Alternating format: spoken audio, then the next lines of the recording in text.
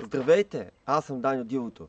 Днес ще ви покажа как да оцелеете 24 часа в гората, без пари и без нищо. Сега днес ще разпънем палатката и съм нещо гладен и ще уловим днеска риба. Реших да оцелея в дивото, да не бъда между хора.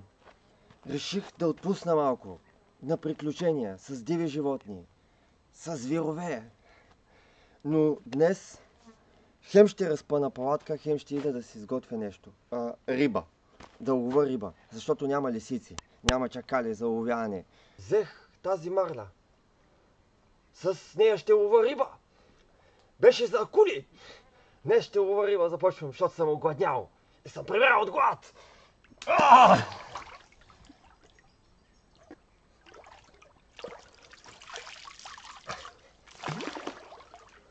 Първия опит нищо не става. Трябва опит, все пак. Нали съм Даню Дилото, все пак. Ех, тази упорита риба. Ела бе, риба. Къде си, бе?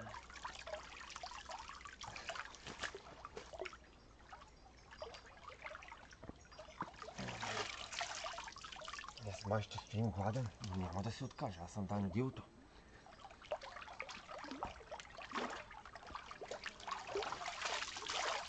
Даню Дилото! Днес няма да останем гладни. Прегладнял съм от глад. И за това трябва да си фана риба.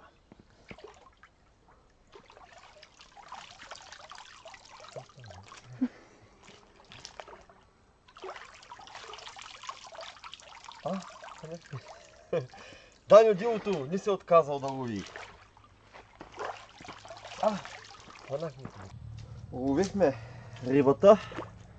Вижте колко риба улових. Това ще ми стигне за лагерния огън. Ето ги рибите. Да покажем. Подскачат още живо. Даже в смисъл близко. Сега ще запалим огъня, за да си изготвим вечерята. Забравяме за рибата. Намерихме нещо по-вкусно.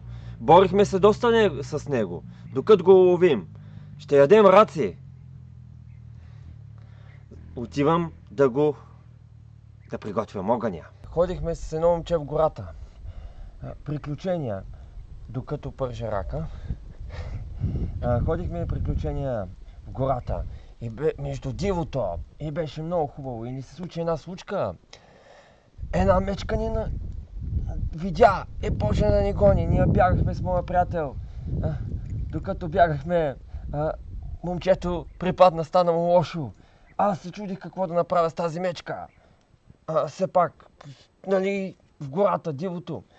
Се чудих какво да направя. Мъчих се да я прогоня, почнах да викам. Бегай, мечко, бегай! Тая не стана. Качих се, опитах се на дърво, но не става. Тая се е бала мамата мечката. След това аз измайсторих друго. Все пак съм див. И съм красив на всичкото отгоре. И измислих друго, което тази мечка да взема едно дърво, да го издявам, да направя копие. Здраво копие направих и тази мечка почва да ръмжи, да идва към мен.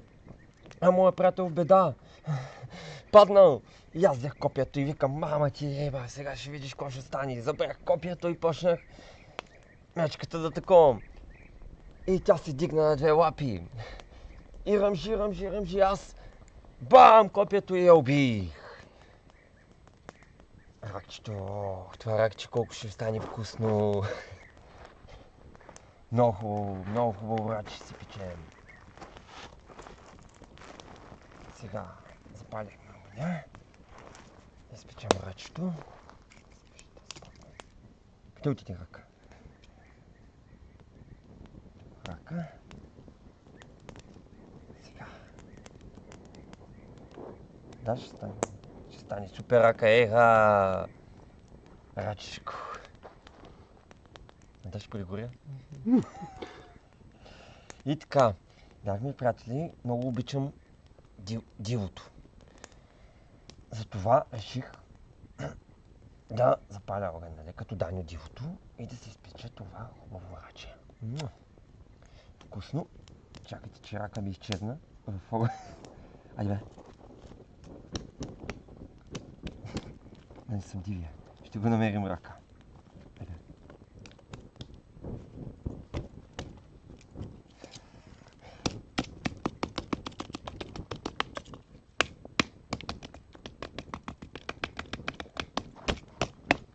Дивия.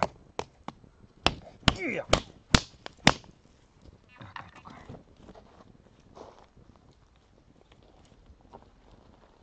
Ето го рака. Все още е тук. Няма как да се откажа. Все пак това ми е вечерята. Сега започваме да ядем. Че мирише вкусно. Било вкусно месо на рацишко. Какво вкусния калория ще ми даде за още следващите дни.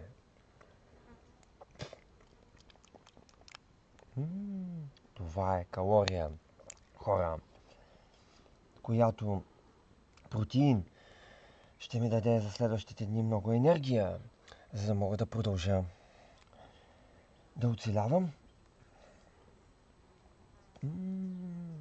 Много вкусно. Да разнищим рака. Да се вземем месцето и протеина и да продължим в дивото. Че за утре трябва да имам сили.